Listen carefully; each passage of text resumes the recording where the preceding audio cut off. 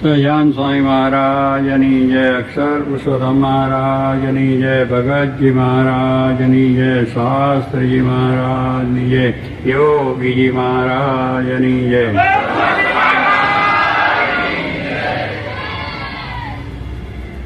સ્વામી વાતમાં જણાવે છે કે કથા કરે, કીર્તન કરે, ભજન કરે, સેવા કરે, પણ હું દેહ છું એવું મનાય તો એનું સુખ ના આવે. કારણ કે દેહ ભાવને લઈને આપણને એનો આનંદ નથી આવતો. કારણ કે દેહ ભાવને લઈને આપણે માન થાય, અપમાન થાય, કોઈ બોલી જાય, કોઈ કહી જાય, એને લઈને આપણે દુઃખ થઈ જાય, મન પાછું પડી જાય.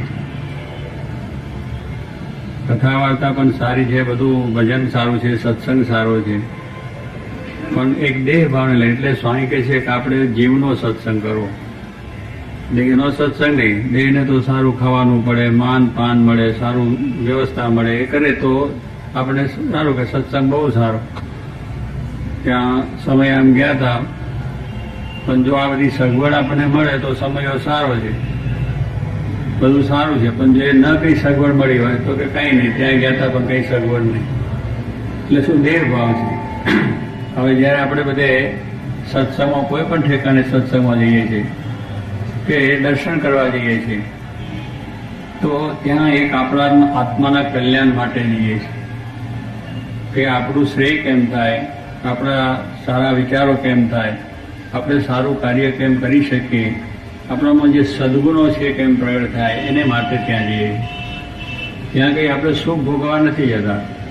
સુખ તો આપણે ઘરે છે, બંગલા છે, મોટર છે, ગાડીઓ છે, સુવાનું છે, રૂમ છે, ચા પાણી નાસ્તા બધું છે, ઘરેથી મૂકીને જઈએ છીએ. આ બધું ત્યાગ કરીને જઈએ છીએ તો ત્યાં એને માટે નથી જતા, જઈએ છીએ એક લાભ લેવા માટે કે ભગવાનના ત્યાં દર્શન થાય, સંતોનો સમાગમ થાય અને એનાથી આપણા આત્માનું શ્રેય થાય. અગર આવા શુભ વિચારો આવે, આ દ્રષ્ટિ જો આપણને હોય તો સાહેબ કે છે કથા વાર્તા કીર્તનનો આનંદ આવે.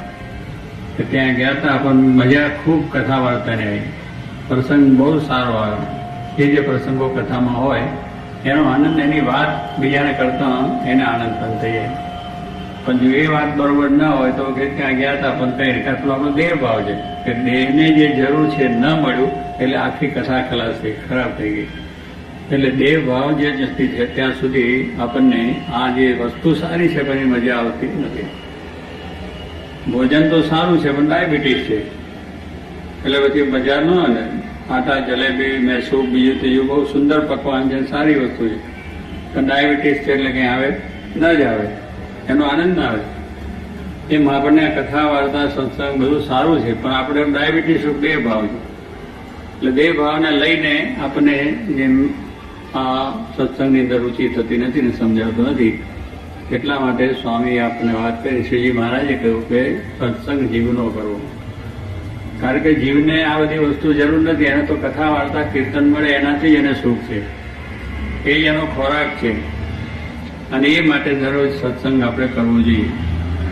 દરરોજ કરવાનું કારણ એટલા માટે છે, હમણાં ભજુભાઈ સાહેબે આપણને વાત કરી કે જે આપણા ઘરમાં વાસણ, આપણું ઘર છે પણ દરરોજ સાફ કરવું પડે. બારી બારમાં બંધ રાખો તો પણ કચરો અહીં આવી જાય. એ વાસણ જે આપણા છે ને પણ દરરોજ સાફ કરવા પડે. એમને વાત કરી એમ આપણા જીવની અંદર કચરો ન ચડી જાય. આપણામાં દૂષણ છે, વ્યસન છે, અનેક આપણા જે દુર્ગુણો ન અંદર આવી જાય. અગર આવી ગયા હોય તો એને સાફ કરી બહાર કાઢવા, એને માટે આ સત્સંગની વાત કરી. અને એટલા માટે અહીંયા સ્વામી મહારાજ કે જીવનો સત્સંગ કરવો એટલે કોઈ જાતનું દુઃખ જ નહીં. સ્વામી બીજી પણ વાત કરે છે કે દેહમાં દોષ રહ્યા છે, આપણા દેહની અંદર દોષ બધા રહ્યા છે. માન અપમાન, સુખ દુઃખ છે, ખાવું પીવું, મોજ શોખ, એસારામ, એટલે બધાના દોષ જ છે. અને જીવમાં, આત્મામાં કોઈ દોષ છે જ નહીં.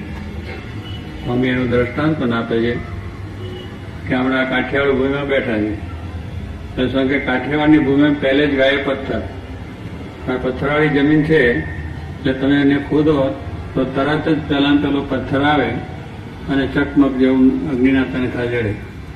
પથ્થર જ છે એટલે સહેજ જ આપણને એ ખોદકામ કરતા અઘમું લાગે અને મુશ્કેલી પણ ઘણી જાતની આવે. પણ સ્વામી કે ગુજરાતમાં પાકા સુધી ખોદીએ તો પથ્થર આવે નહીં. ત્યાં બધી માટી છે, ધૂળ છે ઠેઠ સુધી, એટલે 1000 ફૂટ જાઓ, 2000 ફૂટ જાઓ પણ પથ્થર ના આવે. અને અહીંયા પથ્થર આવે છે. આ એક દ્રષ્ટાંત સ્વામી આપણને આપે છે.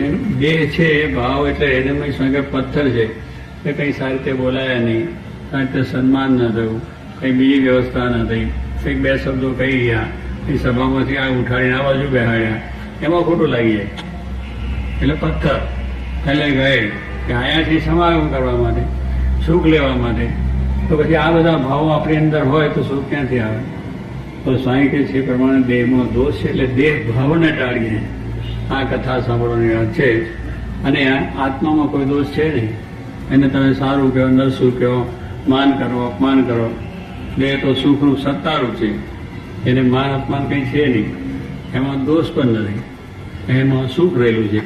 તો એ ભાવથી જો આપણે સત્સંગ કરીએ તો વાંધો ના આવે. એટલે સ્વામી આપણને કહે છે કે જીવનો સત્સંગ જો થયો હોય તો સુખ થવાય અને કોઈ વાંધો ના આવે. ગમે એટલું આપણે દુઃખ આવે, ગમે એટલી મુશ્કેલી આવે, સત્સંગ કરીએ એટલે એમ ન થાય કે આપણે દુઃખ કેમ આવ્યું, આપણે મુશ્કેલી કેમ આવી, આપણે સારું કાર્ય કરીએ છીએ દુઃખ કેમ આવ્યું, આપણે સમાજની સેવા કરીએ છીએ, રાજની સેવા કરીએ છીએ કેમ દુઃખ આવ્યું, ભગવાનની ભક્તિ કરીએ છીએ દુઃખ કેમ આવ્યું? દુઃખ આવે. આ સંસાર ચક્ર એવું છે, દુઃખ બધું સંસારમાં પડેલું જ છે, એટલે આવે જ. કારણ કે દેહ છે રોગનું ઘર છે, તો રોગ પણ આવે અંદર. એમાં હું ભગવાન પછી મને રોગ ના થાય, કંઠી બાંધી છે તો એનો રોગ કેમ આવ્યો? અને એ તો સાહેબ કે ભગવાનનો આશરો છે, મટે આ દુઃખ મટે એને માટે નથી. દુઃખ આપણે ભગવાનનું ભજન કરીએ એટલે દુઃખ આપણું જાય છે, પણ એની અંદર જો આ ભાવના હોય તો સત્સંગ પાછો પડી જાય. એટલે સ્વામી કહે છે એવી ભાવના છે કોઈ આપણા સંસારના દરેક કાર્યોમાં માન અપમાન સુખ દુઃખ આવે, મુશ્કેલીઓ આવે, ધંધામાં મુશ્કેલી આવે, આપણા કાર્યોમાં મુશ્કેલી આવે, બીજી ત્રીજી, તો પણ ખરેખર જેનો સત્સંગ હોય એ મનમાંથી પાછો પડે નહીં. આત્માનો સત્સંગ જેને કહીએ છીએ.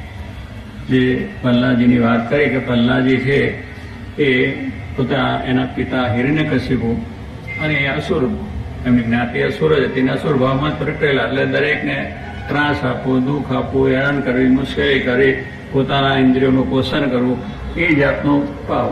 દૈવી આસુરી 2 પ્રકૃતિઓ છે.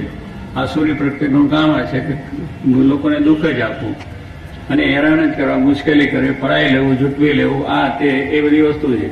કામ ક્રોધ લોભ મોહ મમતા આશા બધી વસ્તુ એ છે. એટલે એ રીતના એ આસુરી ભાવની અંદર હિરણ્યકશિપુ હતા. એટલે સ્વાભાવિક એને ભગવાનનું નામ આવે તો ગમે જ નહીં, ધર્મની વાત આવે તો ગમે જ નહીં. અને જે એવા છે એને નથી જ ગમતું, અત્યારે પણ નથી ગમતું કે ધર્મની બાબત હોય એટલે ન જ ગમે, ભગવાનની વાત એમને ન ગમે, દેવદર્શનની વસ્તુ ન ગમે, શાસ્ત્રો આપણો સરસ એને વાંચવું ન ગમે. કારણ કે એ બધું એને પોતાના અભિમાન છે કે હું જ સર્વશ્રેષ્ઠ હું સમજુ છું, બરોબર છે. હિરણ્યકશિપુ એમ હતું કે ભજન તો મારું થવું જોઈએ, હું આટલો તેલોકીનો રાજા છું. રાવણને પણ એ જતું, એટલે રામની સાથે વેર થયું. હિરણ્યકશિપુને પણ ભગવાન સાથે વેર હતો, ભગવાને એને ત્યાં દીકરો થયો, પ્રહલાદ એનું નામ પાડ્યું. અને એ પ્રમાણે નાનપણથી સંસ્કારી હતો. પિતાએ પછી જરા મોટા થયા અને તો ભગવાન રામનું જ ભજન કરવા માંડ્યા. રામ રામ કરે, રામની વાત કરે, બીજું કરે, ત્રીજું કરે. આમ એના પિતા કે આ તો કોનું ભજન કરે? એ ભાઈ 5થી તું લે આવ્યો, અરે આ વસ્તુ મૂકી દે. પણ તો પોતાનું એ પ્રમાણે ચાલુ જ રહ્યું. પછી એને સ્કૂલમાં મૂક્યા તો સ્કૂલમાં છોકરા ભેગા કરીને પણ ભગવાનનું નામ લેવા લાગ્યા. અને એ રીતે બધું આખું કાર્ય ચાલ્યું. એના પિતાને થયું કે તો છોકરો બગડી ખરાબ થયો, મારો શત્રુ છે એનું જ આ તો ભજન, એનું જ નામ એનું જ લેવડાવે છે, અને આ બધું બહુ ખરું જ ખરાબ થાય. પછી એને મારવાના ઉપાય બધા કર્યા. સ્વાભાવિક આપણે થાય જો આટલું બધું ભજન, આટલું બધી નિષ્ઠા દ્રઢતાવાળો છોકરો, અને આપણે જેને નિષ્ઠા હોય એને એમ તો થાય ને કે ભાઈ ભગવાન રક્ષા કરે. પણ એને તો દુઃખ આવી ગયું એટલે શું, એના બાપ જ સામો વિરોધ કર્યો, એને મારી નાખવાનો ઉપાય કર્યા. હાથીને પગે બાંધીને હાથીને દારૂ પીને ગાંડો કરીને પણ એમાંથી ઉતાર્યા. વ્રત ઉપરથી નાખી દીધા એના બાપાએ વીંચકીને નીચે, તો પણ અધર ઝીલી લીધા હોય ભગવાન, એમને કાંઈ વાગ્યું નહીં. ભાઈ હોળિકા હતા, હોળિકાને એવું વરદાન હતું કે એના ખોરામ જે બે બળી જાય, હોળિકા ના બળે, એટલે એની ઉપર એની પાસે બેસાડ્યો. હોળિકા બળીને ભસ્મ થઈ ગયા, પ્રહલાદ એમ ન રહી ગયા. એટલે આવા અનેક ઉપાયો કરવા છતાં પ્રહલાદે ભગવાનની ભક્તિ મૂકી નહીં, ભગવાનનું નામ સ્મરણ મૂક્યું. એના પિતાએ આટલા બધા ઉપાય કરી નાખ્યા, મારી નાખવાના, તો અને એમને એમ રહ્યા. છેવટે પ્રહલાદને પૂછ્યું તારા ભગવાન ક્યાં છે? મારા ભગવાન અણુની અંદર છે. અનુની અંદર ઝાડ પાન પર્વત ગુફાઓ મનુષ્યો દેવ પરુષ મનુષ્યો ને પશુ પંખી બધાની અંદર ભગવાન દેવો છે એ બધામાં રહેલા છે અખંડ. એમ તારા ભગવાન એમ છે તો આ થાંભલામાં છે તેને થાંભલો હતો થાંભલામાં તરત જ નરસિંહ પેલા ભાઈ કશું એ થાંભલાના એકદમ ઘા કર્યો થાંભલાના બે ભાગ થયા અને એમાંથી નરસિંહ ભગવાન પ્રગટ થયા.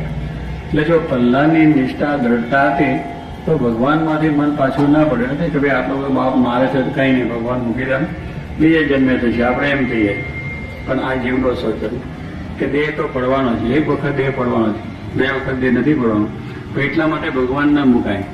આપણે જે ખરેખર નિષ્ઠા શ્રદ્ધા જે કે આપણું સત્કર્મ છે સત્કાર્ય છે એ કાર્યમાં દ્રઢતા એમાં વિઘ્નો તો આવવાના છે. સારા કામમાં 100 વિઘ્ન.